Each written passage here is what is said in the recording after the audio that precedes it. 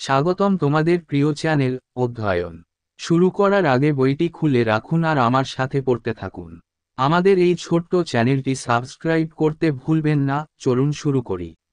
Indian Council's ACT of 1892.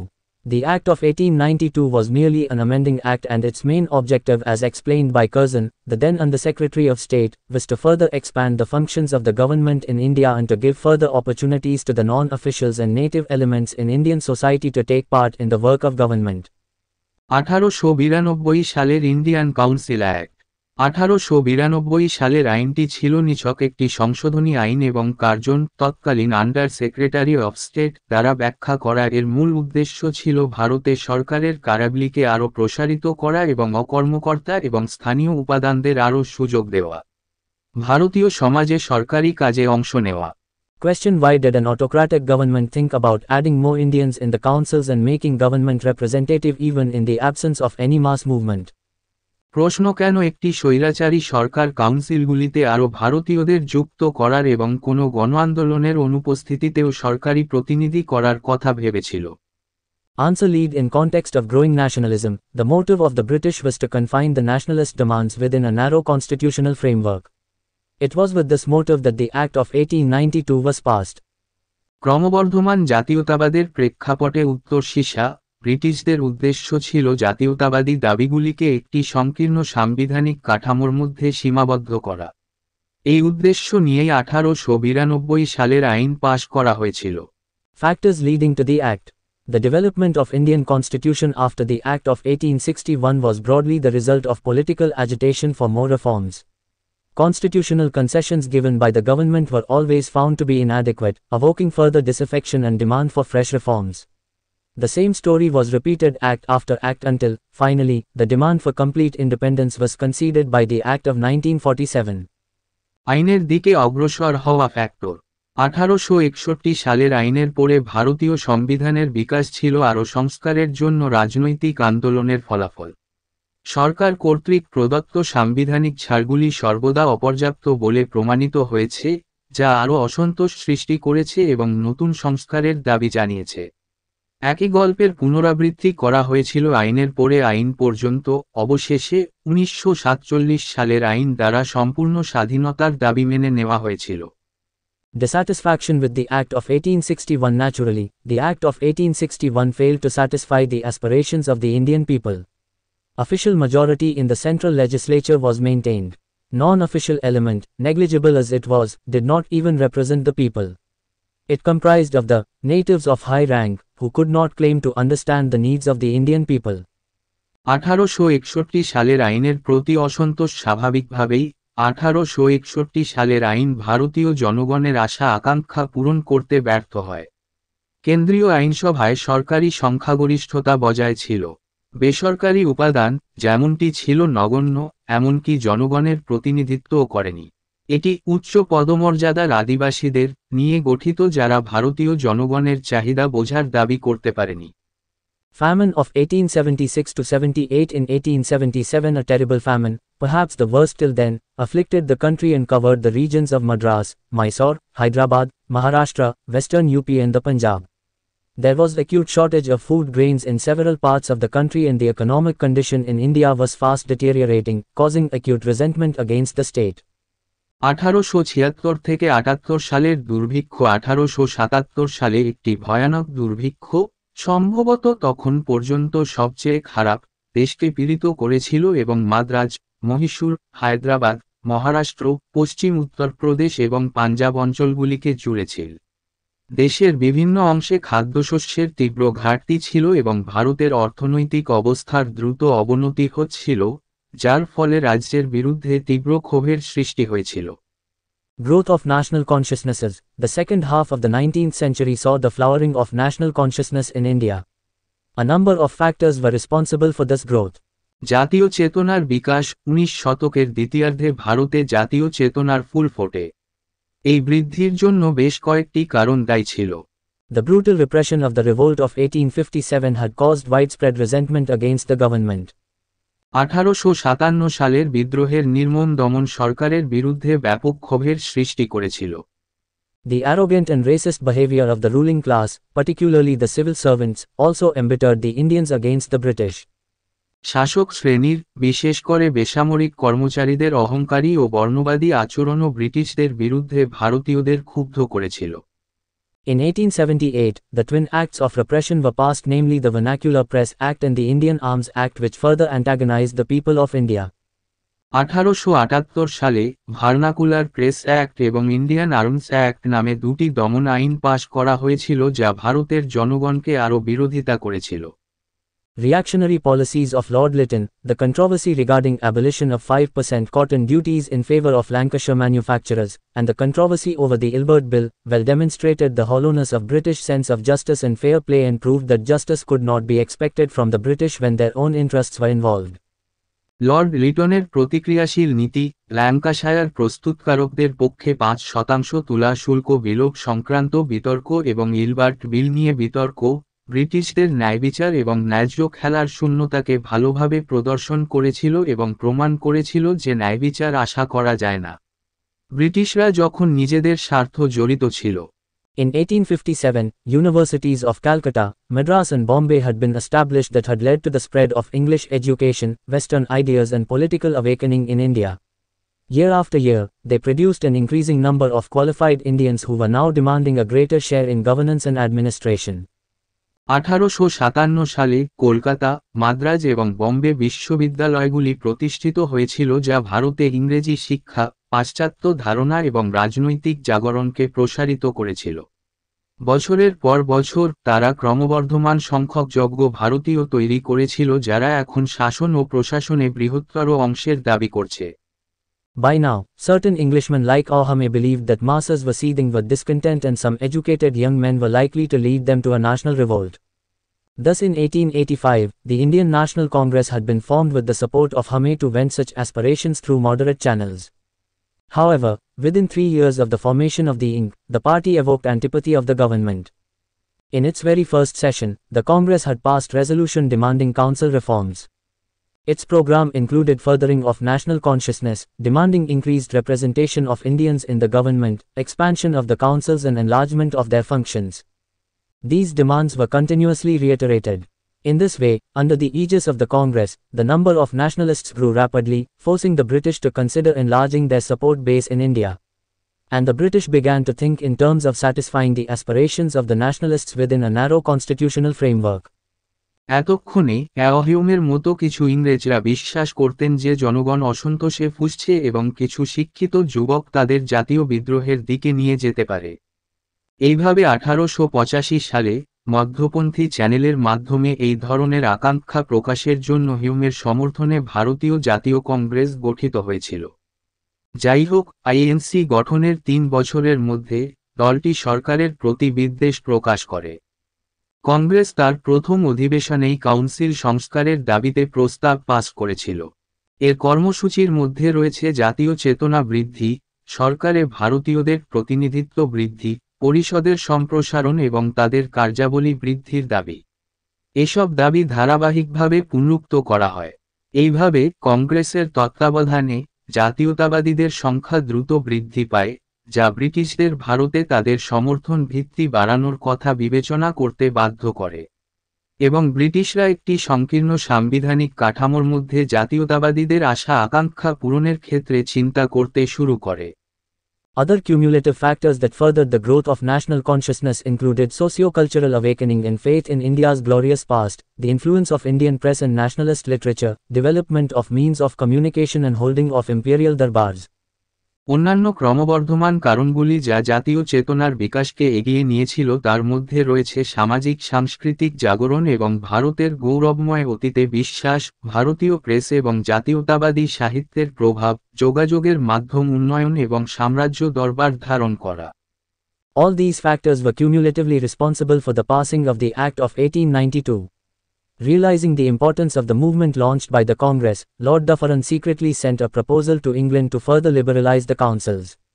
All the same, he declared that he was not contemplating setting up a parliamentary system in India.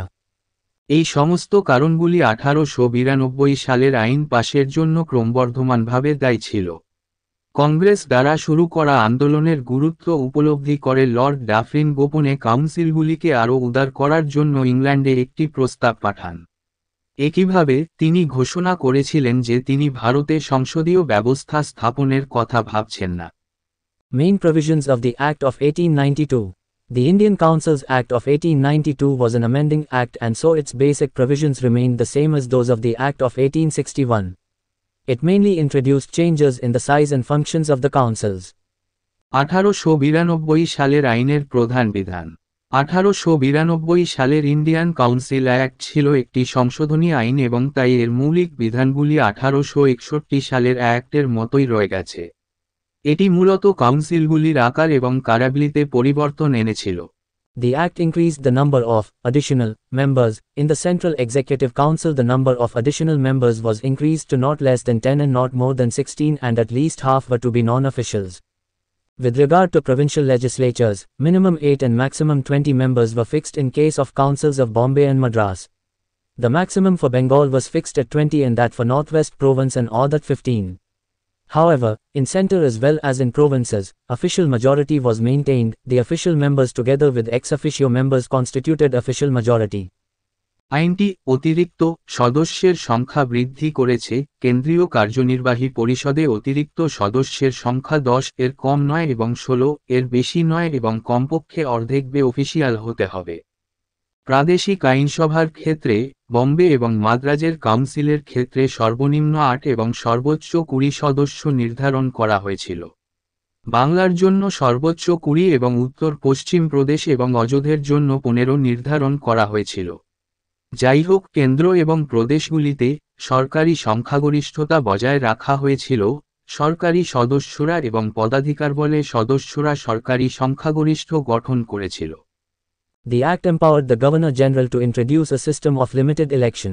The Act empowered the Governor-General in Council to make regulations for nomination of additional members and to prescribe the manner in which such regulations should be put into effect. Under this provision, the Governor-General could introduce a half-hearted system of election, limited a indirect election, even as the provision itself very carefully avoided the use of the word election. This meant that where corporations had been established, for example, municipalities and district boards, and where associations had been formed, professional such as universities, commercial such as chambers of commerce, or territorial such as landholders, the Governor-General and the local governors might consult such bodies from time to time. In practice, these bodies elected their representatives and forwarded their names. These names were always accepted by the government. In this way, these members were in fact elected members. However, it is noteworthy that these members occupied their seats in the council not as representatives of the various bodies but as nominees of the Governor-General. This underlines the cautious approach of the government towards introducing any elective principle. আইনটি governor জেনারেলকে সীমিত নির্বাচনের একটি ব্যবস্থা চালু করার ক্ষমতা দিয়েছে। আইনটি গভর্নর জেনারেল ইন কাউন্সিলকে অতিরিক্ত সদস্যদের মনোনয়নের জন্য প্রবিধান তৈরি করতে এবং এই ধরনের প্রবিধানগুলি কার্যকর করা উচিত এমন পদ্ধতি নির্ধারণ করার ক্ষমতা দিয়েছে। এই বিধানের অধীনে গভর্নর জেনারেল নির্বাচনের একটি অর্ধহৃদয় ব্যবস্থা, সীমিত বা পরোক্ষ নির্বাচন প্রবর্তন করতে পারেন, যদিও বিধানটি নিজেই খুব সাবধানে নির্বাচন শব্দের ব্যবহার এড়াতে পারে। এর অর্থ হল যেখানে কর্পোরেশনগুলি প্রতিষ্ঠিত হয়েছিল, উদাহরণস্বরূপ পৌরসভা এবং জেলা বোর্ড, এবং যেখানে সমিতিগুলি গঠিত হয়েছিল, পেশাদার যেমন বিশ্ববিদ্যালয়, বাণিজ্যিক যেমন চেম্বার্স অফ কমার্স, বা আঞ্চলিক যেমন জমির মালিক, গভর্নর জেনারেল এবং স্থানীয় গভর্নররা সময়ে সময়ে এই ধরনের সংস্থাগুলির সাথে পরামর্শ করতে পারেন। বাস্তবে এই সংস্থাগুলি তাদের প্রতিনিধি নির্বাচন করে এবং তাদের নাম ফরওয়ার্ড করে। এই নামগুলি সরকার সর্বদা গ্রহণ করেছিল। এইভাবে এই সদস্যরা প্রকৃতপক্ষে নির্বাচিত সদস্য ছিলেন। যাই হোক, এটি লক্ষণীয় যে এই সদস্যরা বিভিন্ন সংস্থার প্রতিনিধি হিসাবে নয়, গভর্নর জেনারেলের মনোনীত প্রার্থী হিসাবে কাউন্সিলে তাদের আসন দখল করেছিলেন। এটি যে কোনো নির্বাচনী নীতি প্রবর্তনের প্রতি সরকারের সতর্ক দৃষ্টিভঙ্গিকে নির্দেশ করে। The Act enlarged the functions of the councils. The members of the central legislature were now allowed to hold a discussion on the annual financial statement. Please note that the statement was unalterable. The members could only discuss their views that could be incorporated in the subsequent statements. They could also ask questions to the government on matters of public interest, internal matters, after 6 days' notice. In the case of provinces, the discussion was limited to only those branches of revenue and expenditure which were under the control of provincial governments. The members were also permitted to ask questions to the government on matters of public interest. They could also discuss the policy of the government and ask questions, however, only after 6 days prior notice in the case of the centre. Supplementary questions were not allowed. এই আইনটি পরিষদের কার্যাবলীকে প্রসারিত করেছে। কেন্দ্রীয় আইনসভার সদস্যদের এখন বার্ষিক আর্থিক বিবৃতি নিয়ে আলোচনা করার অনুমতি দেওয়া হয়েছে। দয়া করে নোট করুন যে বিবৃতিটি অপরিবর্তনীয় ছিল। সদস্যরা শুধুমাত্র তাদের মতামত নিয়ে আলোচনা করতে পারে যা পরবর্তী বিবৃতিতে অন্তর্ভুক্ত করা যেতে পারে। 6 দিনের নোটিশের পর তারা জনস্বার্থের বিষয়ে, অভ্যন্তরীণ বিষয়ে, সরকারকে প্রশ্ন করতে পারে। প্রদেশগুলির ক্ষেত্রে, আলোচনাটি কেবলমাত্র রাজস্ব ও ব্যয়ের শাখাগুলির মধ্যে সীমাবদ্ধ ছিল যা প্রাদেশিক সরকারের নিয়ন্ত্রণে ছিল। সদস্যদের জনস্বার্থের বিষয়ে সরকারকে প্রশ্ন করার অনুমতিও দেওয়া হয়েছিল। তারা সরকারের নীতি নিয়েও আলোচনা করতে পারে এবং প্রশ্ন জিজ্ঞাসা করতে পারে, তবে কেন্দ্রের ক্ষেত্রে 6 দিনের পূর্ব বিজ্ঞপ্তির পরেই। সম্পূরক প্রশ্ন অনুমোদিত ছিল না। Significance of the Act of 1892. The Act proved significant in many ways. The size of the legislatures, both at the centre and in the provinces, was enlarged. 1892 সালের আইনের তাৎপর্য। আইনটি বিভিন্ন উপায়ে তাৎপর্যপূর্ণ প্রমাণিত হয়েছে। কেন্দ্র এবং প্রদেশ উভয় ক্ষেত্রেই আইনসভার আকার বাড়ানো হয়েছিল। The provisions of the Act proved liberal enough to enable many Indians to enter the councils. These included Firoz Shah Mehta, Gopal Krishna Gokhale, W.C. Banerjee, Surendranath Banerjee, Ashutosh Mukherjee, Rash Bihari Ghosh and Lalmohan Ghosh.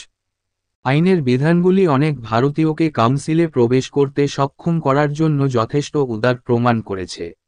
এর মধ্যে ছিলেন Firoz Shah Mehta, Gopal Krishna Gokhale, W.C. Banerjee, Surendranath Banerjee, Ashutosh Mukherjee, Rashbehari Ghosh এবং লালমোহন ঘোষ।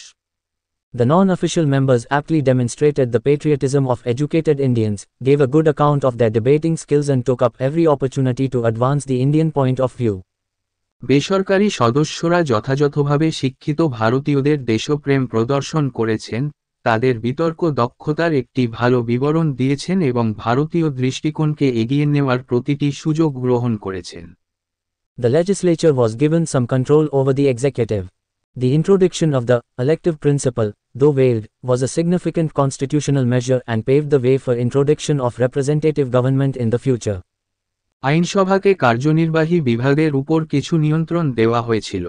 নির্বাচনী নীতি প্রবর্তন, যদিও আবরণ ছিল, একটি গুরুত্বপূর্ণ সাংবিধানিক ব্যবস্থা ছিল এবং ভবিষ্যতে প্রতিনিধিত্বমূলক সরকার প্রবর্তনের পথ প্রশস্ত করেছিল। However, the Act had several shortcomings and failed to satisfy the aspirations of the Indian nationalists and was criticized by the INC during its sessions in 1892 and 1893, particularly because the principle of direct election had not been introduced. The functions of the legislatures were also severely restricted. The members could not ask supplementary questions, any question could be disallowed, and the members had no substantial control over the budget.